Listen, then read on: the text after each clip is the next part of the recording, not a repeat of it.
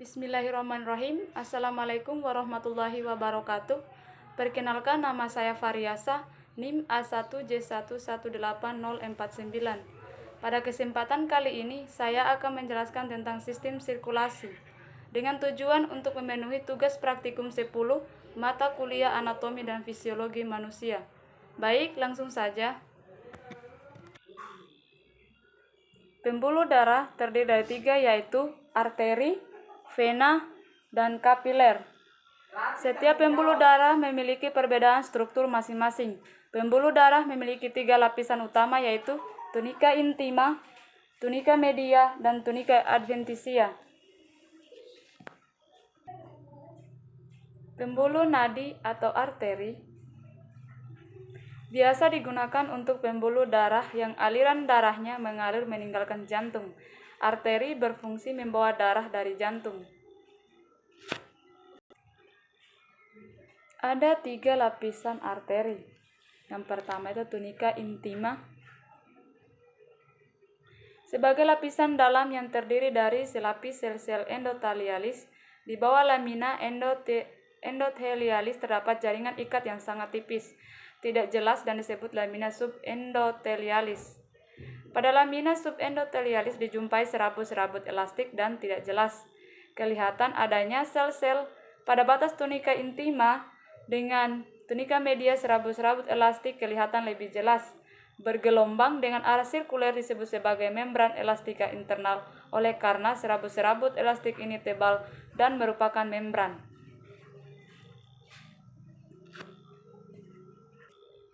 Yang kedua, tunika media. Tunika media adalah lapisan serabut otot polos yang mempunyai arah sirkuler dengan susunan serabut-serabut yang rapat dan diantaranya terdapat serabut-serabut elastik. Lapisan ini jauh lebih tebal dibanding dengan tunika intima atau 2 kali tebal tunika intima. Yang ketiga, tunika adventitia. Tunika adventitia menyelubungi tunika media. Dari sebelah luar adalah jaringan ikat fibroelastik yang lebih tipis dari tunika media. Lapisan ini bergabung dengan jaringan ikat epikardium sebagai batas tunika media dan tunika adventitia. Cukup jelas kelihatan lamina elastina externa, tetapi tidak setebal dan sejelas lamina elastica interna. Dinding arteri terdiri atas 3 lapisan, yaitu lapisan terdalam yang berupa sel-sel epitel yang disebut endotelium. Yang kedua, lapisan tengah terdiri atas otot polos. Lapisan tengah ini berfungsi mengatur aliran darah dan tekanan darah. Sementara itu, lapisan terluar berupa jaringan ikat yang kuat dan elastisitas.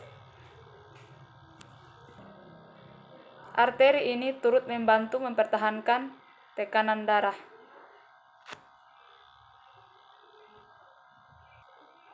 Selanjutnya, pembuluh vena.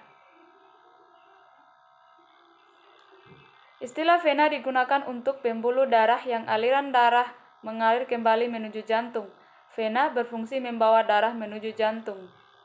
Ada 3 macam vena, yaitu vena cava superior yang berfungsi membawa darah yang mengandung banyak karbon dioksida dari tubuh bagian atas. Yang kedua, vena cava inferior yang berfungsi membawa darah yang mengandung banyak CO2 dari tubuh bagian bawah. Yang ketiga, vena pulmonalis yang berfungsi membawa darah yang mengandung banyak O2 dari paru-paru. Vena lebih mudah dilihat mata karena vena berada di lapisan atas dekat dengan permukaan kulit dan berwarna kebiruan. Pembuluh ini dimulai dari pembuluh darah kapiler, arteriola, dan kapiler.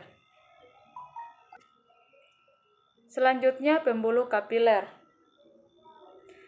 Pembuluh kapiler ini dibatasi oleh sel endotel yang berinti gepeng, terletak memanjang sesuai dengan aliran darah, berwarna biru dan menonjol ke dalam lumen. Kapiler dikelilingi oleh selubung tipis atas serat kolagen dan elastin tipis disertai sel perivaskular atau perisit. Perisit terdapat di sejumlah tempat sepanjang kapiler dan venula pasca kapiler.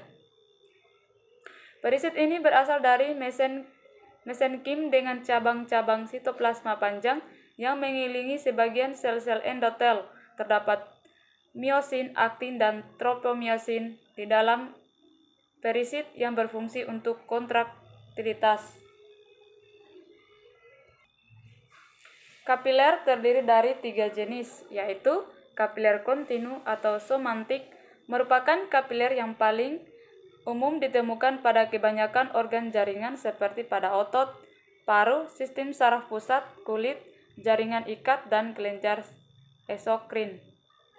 Yang kedua, kapiler bertingkap atau kapiler ini dijumpai pada jaringan tempat berlangsungnya pertukaran zat secara cepat antara jaringan dan darah, misalnya pada mukosa usus, kelenjar endokrin, glomerulus ginjal, dan pankreas. Kemudian kapiler sinusoidal. Kapiler ini terutama ditemukan di dalam hati dan organ hematopoietik seperti sumsum tulang dan limfa. Kapiler berkelok-kelok dengan diameter antara 30 sampai dengan 40 mikrometer yang melambatkan